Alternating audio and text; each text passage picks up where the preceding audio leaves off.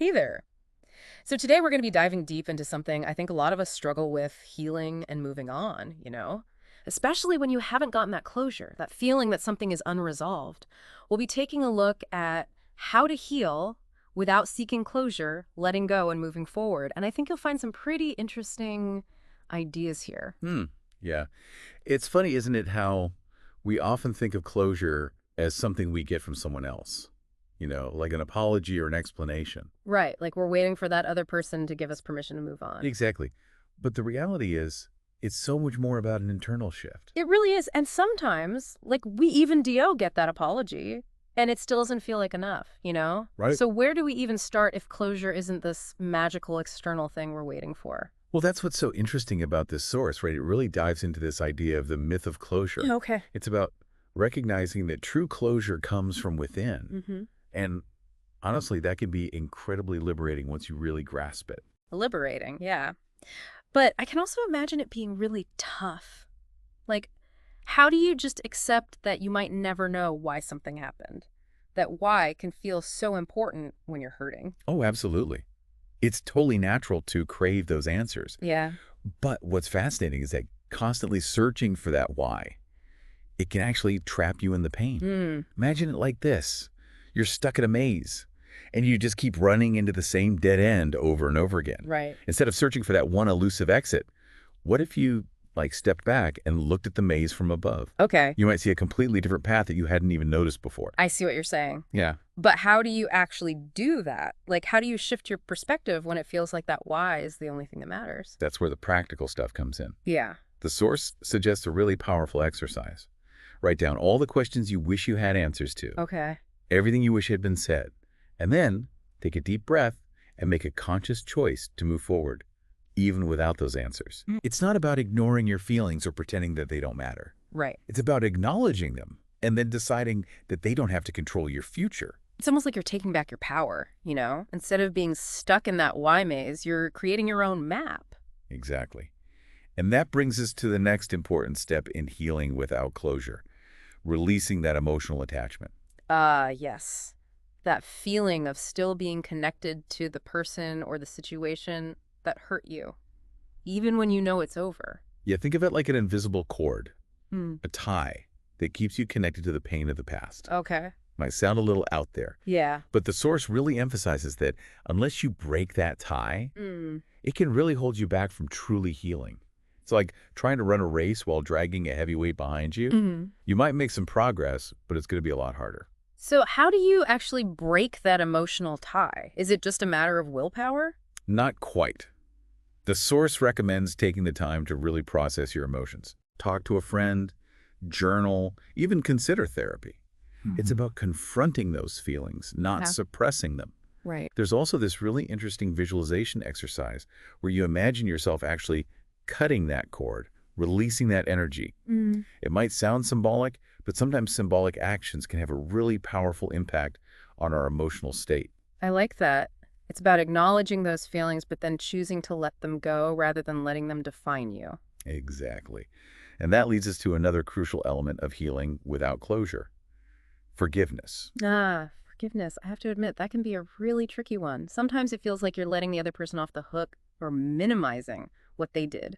That's a really common misconception, and the source addresses that directly. Okay. Forgiveness isn't actually about the other person at all. It's not. It's about freeing yourself from the resentment that's weighing you down. So it's not about condoning what happened, but more about letting go of that bitterness that's holding you captive. Precisely. It's about acknowledging that the pain happened, but choosing to release yourself from its grip. Mm-hmm. And remember, forgiveness is a process, not a switch you flip. Right. The source even suggests writing a letter to the person or the situation that hurt you, pouring out all your emotions and then symbolically destroying it. Wow, that's a powerful image. It's almost like you're saying, I recognize the impact this had on me, but I'm not going to let it control my life anymore. Exactly. And that's actually a perfect segue into the core message of all of this: creating your own closure. It's interesting. We've been talking about this idea of creating your own closure, but I think it's important to clarify, seeking closure from others, it isn't always a bad thing. Yeah, you're right. I think sometimes we need to hear those words, those apologies. Right. Even if they don't, fully erase the pain. Yeah. Exactly. It's more about recognizing that expecting external closure to completely resolve everything can sometimes set us up for disappointment. Yeah, because even when we get what we think we want, it doesn't always bring the peace we hoped for, right? Right. And what I find so fascinating about this source's approach is that it really encourages you to take ownership. Yeah. It's about understanding what closure means to you, Hmm. not relying on someone else's definition of it. And finding that resolution from within. Yes. Yeah. It's like you're taking back control of the narrative. Instead of waiting for someone else to give you permission to move on, Right? you're choosing to move forward on your own terms. That sounds really empowering, but also potentially daunting. It feels like it requires a lot of introspection. It does. It's not a passive process. Yeah. This is about actively confronting your emotions, challenging your assumptions, and really digging deep to understand what's holding you back. And that can be uncomfortable, right? Even scary at times. Absolutely. Right. But remember, growth often happens outside of our comfort zones. Mm-hmm. Like you wouldn't expect to build muscle without pushing yourself physically. Right. Emotional growth sometimes requires that same kind of push. Okay, I see the analogy. So how do we find the strength to push ourselves when the pain is still so raw? How do we even start creating our own closure?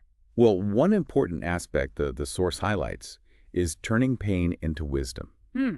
It's about looking at your experience, even the most difficult parts, and asking yourself, what did I learn from this? That sounds really tough, especially when you're still hurting. I know it's not easy, Yeah. but think about it this way.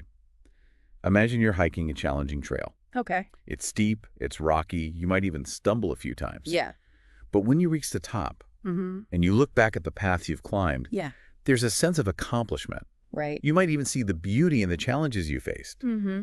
That's kind of like turning pain into wisdom. Okay, I'm starting to see what you mean. It's about reframing the experience, not just focusing on the negative, but how do you actually shift your mindset from this was awful to I learned something valuable? It takes time and effort. Journaling can be a really powerful tool for this. Just writing things down can help you see patterns and make connections you wouldn't have noticed otherwise. It's almost like you're creating a map of your emotional landscape so Exactly. you can navigate it more effectively. And remember, you don't have to do this alone. Right. Talking to a therapist or a trusted friend can also provide valuable insights and support. That makes sense. So we've talked about introspection, turning pain into wisdom. What other strategies does the source recommend for creating closure? Well, there's one that's often overlooked, but it's absolutely crucial. Self-care. Self-care is not just bubble baths and face masks, right? Only not, although those things can be part of it. Self-care is about recognizing that healing takes energy. Mm-hmm. It's like tending a garden. Yeah. You need to provide the right conditions for growth. Right. You need to nurture yourself physically, emotionally, and mentally. So what does that look like in practice? What are some examples of self-care that can help us heal? It's really personal. What works for one person might not work for another. But the source suggests things like spending time in nature, engaging in creative activities, connecting with loved ones, prioritizing rest and relaxation.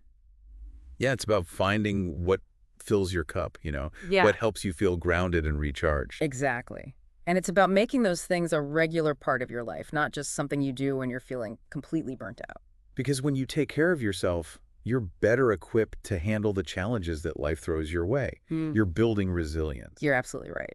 And resilience is key when it comes to healing and moving forward. Yeah, it's like you're building a strong foundation so that even when the storms come, you can weather them. That's a great way to put it. And building that foundation is an ongoing process. It's about making conscious choices every day that prioritize your well-being. So self-care isn't selfish. Right. It's actually an act of self-love. Beautifully said. And self-love is essential for healing. When you love and respect yourself, you're more likely to set healthy boundaries, to advocate for your needs, and to make choices that support your growth. It's like you're sending yourself the message that you're worthy of care and healing. You're worth fighting for. Exactly. And that's such a powerful message to internalize. Yeah. It's about recognizing your own strength and resilience. So we've talked about introspection, turning pain into wisdom, and self-care. Are there any other, key ingredients to creating closure? There's one more that's incredibly important, and it ties into everything we've been discussing. Forgiveness. We left off talking about forgiveness, and I think it's something a lot of people, struggle with. Yeah, it's definitely a complex topic. It's Or easy to misunderstand. right, like it's not about saying what happened was okay Right. or letting someone off the hook, you know? Exactly. It's more about releasing yourself from the burden of that resentment. Mm-hmm. It's recognizing that holding on to anger ultimately hurts you more than anyone else. Yeah, it's like carrying around a heavy weight. It weighs you down and it prevents you from moving forward freely. And it can even impact your future relationships. Oh, yeah. If you're still carrying resentment from the past, Mm-hmm. it can make it difficult to fully open yourself up to new connections. That's a good point. So how do we even like begin to forgive when it feels so difficult? It starts with understanding that forgiveness is a process. Okay. It's not a switch you flip on and off. It takes time. It takes effort. Right. And it's not about condoning what happened. It's about choosing to release the negative emotions that are holding you captive. So it's more about like choosing to let go for your own well-being. Yeah, the source suggests thinking of forgiveness as a gift you give yourself. It's about choosing to let go of the pain so you can reclaim your peace and your freedom. That's a beautiful way to put it. It's not about the other person, it's about liberating yourself. And that liberation is what allows you to create your own closure. It's about recognizing that you don't need anyone else's permission to heal and move on. You have that power within yourself to choose that path. And that choice is incredibly empowering. Yeah. It's a reminder that you are not defined by your past experiences. You have the ability to shape your own narrative. So we've talked about introspection, turning pain into wisdom, self-care, and forgiveness. All of these elements contribute to creating closure.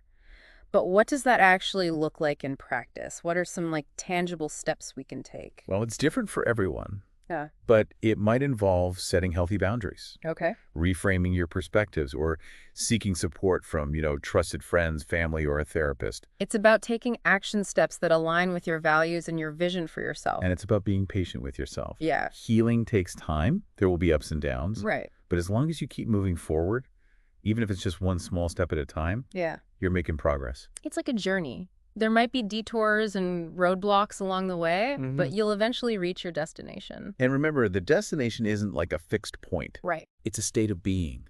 It's about finding that peace and wholeness within yourself, regardless of external circumstances. That's a powerful reminder.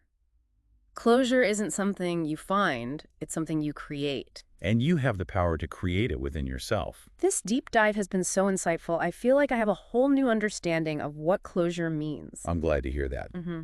It's a topic that's often misunderstood, Yeah. but it's so important for our well-being. So for those of you listening who are struggling with the pain of unresolved situations, remember that you're not alone. And that healing is always possible, even without the closure you may have been seeking. The power to heal lies within you. Choose to move forward, choose to create your own closure, choose to embrace the possibility of a brighter future. Thank you for joining us on this deep dive. It's been a pleasure exploring this topic with you. And we'll see you next time for another deep dive into something fascinating.